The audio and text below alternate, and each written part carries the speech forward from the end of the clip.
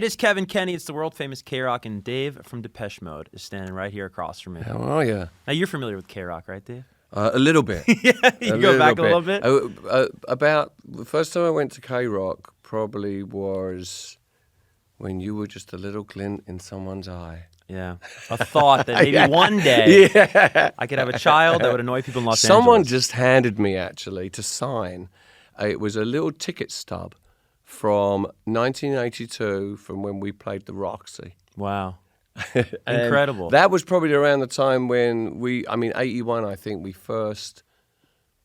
went, I can't remember what year it was when we first went to KROQ, when it was a very small little station.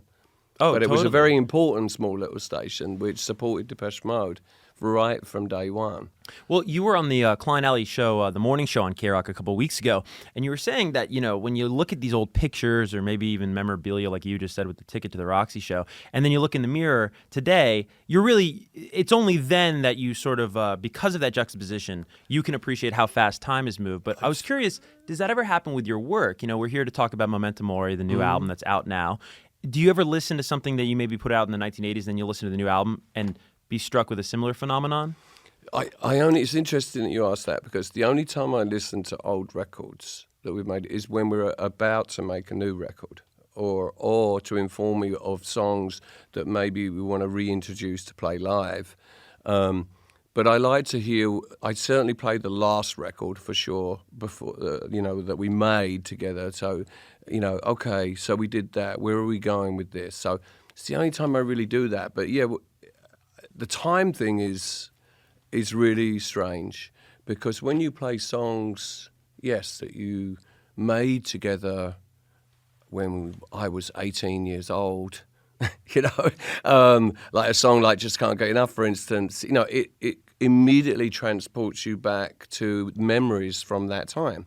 Certainly when you're performing it on stage. And you get new memories all the time as well, because, of course, the audience has grown quite a bit since those days. But you still have there's a weird memory recall of time, places, people, things you were going through with other people, what was happening in the world. There's all kinds of stuff happens. Well, and there's just this inherent, I think, rite of passage, no matter if you make music as huge as you guys do or just, regular old KROQ DJ, where as you get older, you have to reconcile the definition of time, right? Because it means something different, because you can play a song or listen to a song that you wrote when you were 18 years old, and you might feel intrinsically intimate to that song, right? And you're going, well, then what does 40 years mean? Yeah. 40 years when I was 18 meant a lifetime, and now it's like, well, I can still relate to that guy. Yeah, well, there are definitely songs, I would say, from the late 80s through the 90s that have become sort of staples in our set, that we will do, that they definitely do transport me. There's still parts of some of those songs that live in me, if that makes sense. And some of the newer ones, you're trying to find a new place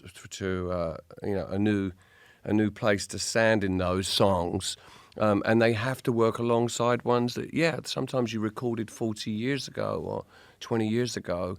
For me, when I'm building the set, it has to sort of take myself and everybody else that's listening in the audience on some kind of journey through time. That's what it is with songs. And songs, they've carried me through my life, and they still do. Certain singers, certain songs, and albums in particular. I was playing a Joy Division album the other day that just transported me back to that time. Going to see that band, in fact, in the late 70s, in like small clubs and small theatres, ballrooms in London, and remembering how just dumbfounded and stopped in my tracks I was seeing Joy Division perform and watching Ian do his thing on stage and perform these songs. Those are the kinds of things that inspired me to believe that maybe I could also do that. Right. I mean, it's been such an incredible journey, from even you as a fan at those Joy Division shows to now talking about Memento Mori on KROQ today. you guys were always so specifically Depeche Mode, right? And it was a beautiful thing. And you yeah. still are, right? And I think that allowed you. We're weird. Yeah. Well, We always have been. you can. And we really lean into the weirdness. Well, and it's such a beautiful thing, even to this day. I mean, it's a testament to what. I mean, that's an achievement, Dave, in my opinion, in and of itself. Yeah. How specifically we're okay with that now. We weren't okay with that probably. You know, when you're younger, you feel different all the time.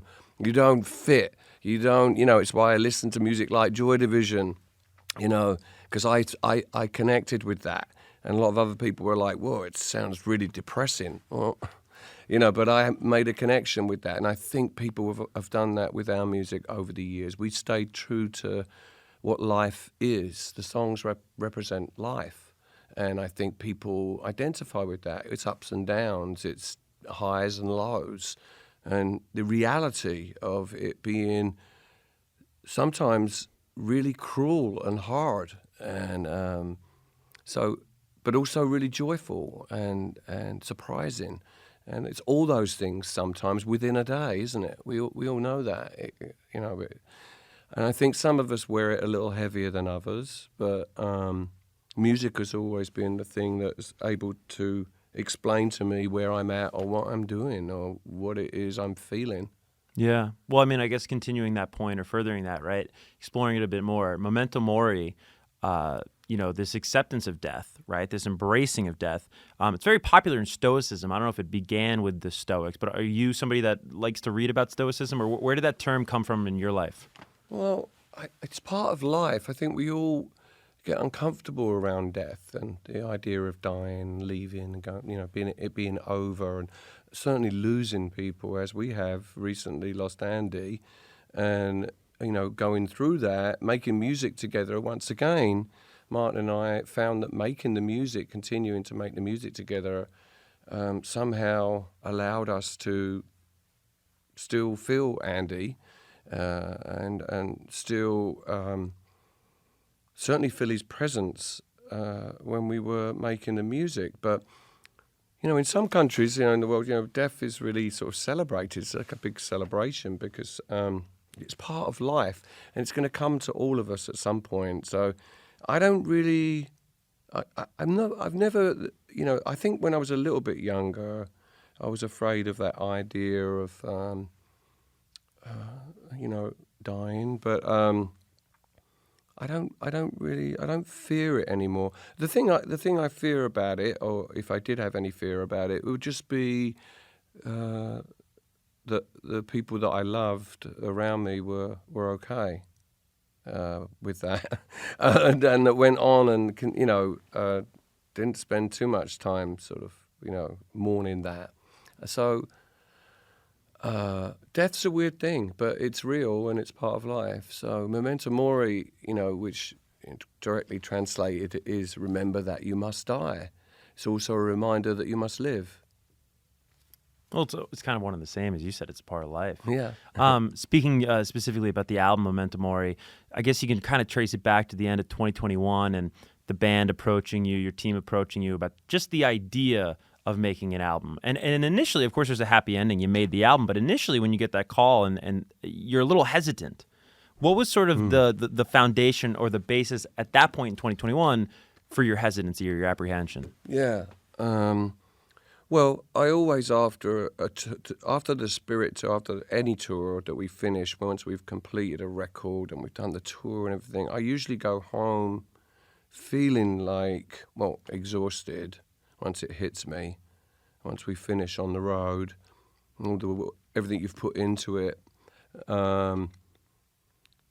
So I don't know, after this last time, there was a lot of time, the pandemic happened to everybody, so there was that extra time in there of a couple of years of just kind of, what am I doing with my life? Who am I living my life with? Why? And do I like the people I'm living my life with? All those existential questions came up. So when the time came round, I just finished a few dates with another Soul Savers project that I did. We managed to do a few shows in London, and we did a show in Paris and Berlin, and then we got cut short again because of COVID restrictions in some countries. certainly trying to get all that band over into the States to do a few shows became almost impossible. So I kind of, and it came around to the end of 21, and when Jonathan, our manager, first asked me that question, maybe a month after that, so how do you feel about getting together with Martin, and talking about making a new record? And immediately I thought, wow, why?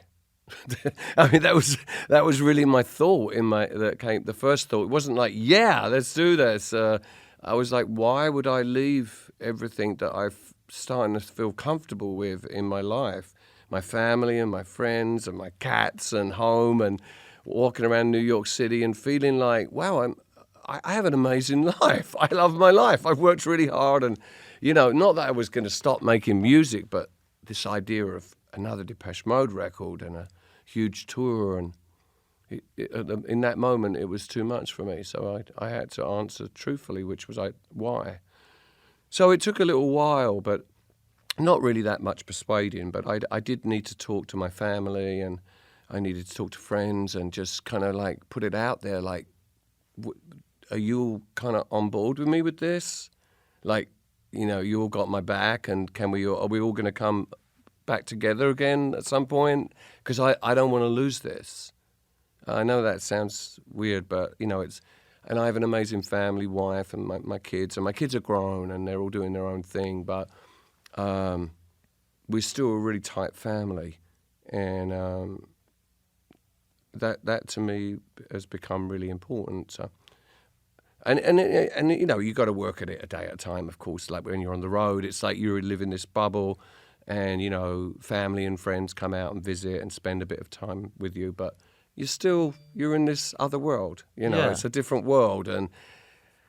But once I got into it, and once Martin sent me a few songs, and I sent Martin a few songs of mine, and he sent them back with some, like, and then, Well, it was really Speak to Me, right? Isn't that kind of what solidified that it for was you? the song. That's true, actually. That's true. That song, I was away on a vacation. I took a vacation with my wife, and I was walking the beach, and on my own. There was nobody else. It was early in the morning, and I just was walking alone.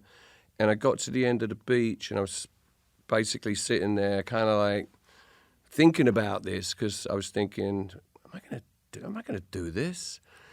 And so I started just, putting it out there in the universe, kind of thing, And as I was walking back, I literally started hearing this melody in my head, and I started hearing these words, and I was like, uh-oh, what's happening here? And by the time I got back to our hotel room, I was rushing back, because I kind of had a whole song in my head, and I wanted to get my phone and get it on there, and as quick as I could, to sing something into my phone in the melody that I heard. With the words that were flying around in my head. And so I did that, and by the time I got home, I had a song. I pulled out my guitar, and I worked out some chords. And Do you still have that on your phone? I do. Do you? Yes, I Could do. you give KROQ the exclusive? No. And maybe one day. Maybe what? I played it recently, actually. It's pretty cool. It's not so far away from where we ended up in my head. Yeah. That wasn't in the demo that's on my Right. phone, where I'm playing terrible guitar, trying to work out some chords and work out a melody and quickly. I'm sorry, I think it's my phone. Yeah.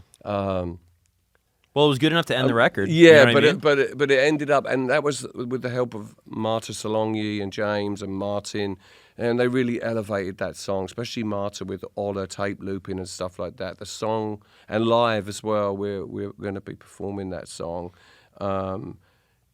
It changes all the time. It's one of those songs that moves. There's something about it that's not, like, I don't feel like I wrote that song. It's like one of those weird songs that you Came to write you. where it's like it came from somewhere else. I heard this interview once where Keith Richards was talking about songs and writing songs, and he said, the thing about writing songs is, Keith, he was like, if your antenna's not up, you're going to not find a song, it's just going to go right by you. He said, and, if you've got your antenna's not up, Neil Young's going to get it or something down the line. I was like, I know what he means by that. It's like you're working on something, you capture a little moment, and if you're not there with it, it just goes away. You forget it. Gotta capture it. Yeah. So.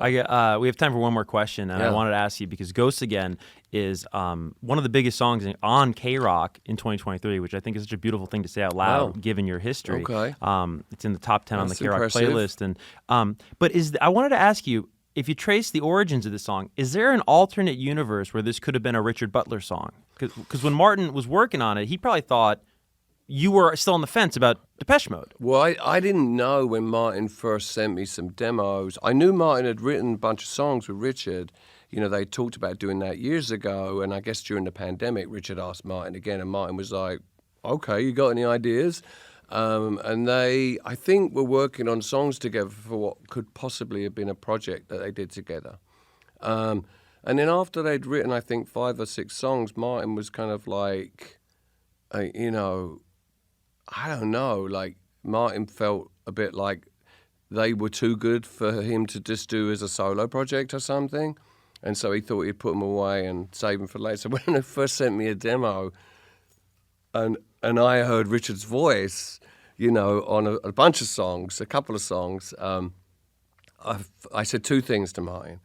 I said, oh, wow. And Martin had then sent me an email or a text saying, oh, by the way, don't be surprised, Richard's singing on a couple of these demos. Now, Richard's got a very, very distinctive tone and an amazing voice. I love his voice. I always have. And he's a great performer. And so I said, Martin, first of all, I love the song and these couple of songs. I said, but I want you to send me an instrumental of these songs. I'm going to listen to this version for a while. And then I want you to remove Richard from there and send me back a couple of instrumental demos. So I'll go in my bathroom and sing into my phone my voice. So that I said, because I can't keep listening to Richard singing the songs. They could have quite easily been a psychedelic first song. That's for sure. Well, maybe I actually made me think of The Ghost in You, which is a classic. Yeah, well, Richard, I guess, maybe that part came from Richard. They wrote together. There was a lot of different ideas. They worked. They sent things back and forth all the time, as you do. I do this with Martin too. Like if a song like Wagging Tongue, I sent Mark my demo. He'll send it back and he's changed a couple of the words and he's like, is that okay? And I'm like, yeah, okay. And then we sort of live with it. I think Richard and he did the same kind of thing. But the ghost part, Martin uses the word ghost a lot as well, though, and there's a lot of similarities in our lyrical contents. The darkness and ghosts and, dying and flowers and, there's a lot of words in Ghosts Again, actually, that you will find in a lot of Depeche Mode songs. Yeah. Well, the record's out now, and everyone listening to KROQ is going to check it out. I think it's a great album. I really think it's I know bands always say this, but I do think it's the best album we put out in years. An album, this just occurred to me in closing here, and this can be a short answer. This album is in so many ways about life and death and accepting mortality. Yeah. Have you thought or contemplated the death of Depeche Mode one day? I always do. Everything has to die, but the thing about Martin and I, for instance, maybe not making music together anymore, doesn't mean that Depeche Mode isn't still there. It's there now. It's there forever. Even if this was the last record, we kind of say that every time. But I think this is our 15th studio album. So yeah, there's a lot. That music, like when as I listen to music from artists that are not with us anymore. One of the ones I'm struggling with at the moment, Mark Lanegan, I actually haven't played one of Mark's records since he passed last year. I'm having a hard time doing that, but I will. I'll get back to it. But his music will be there forever. Yeah. Amen. Amen. Right on. Dave, thanks so much, man. All right, man. Thank you. Yeah, you too.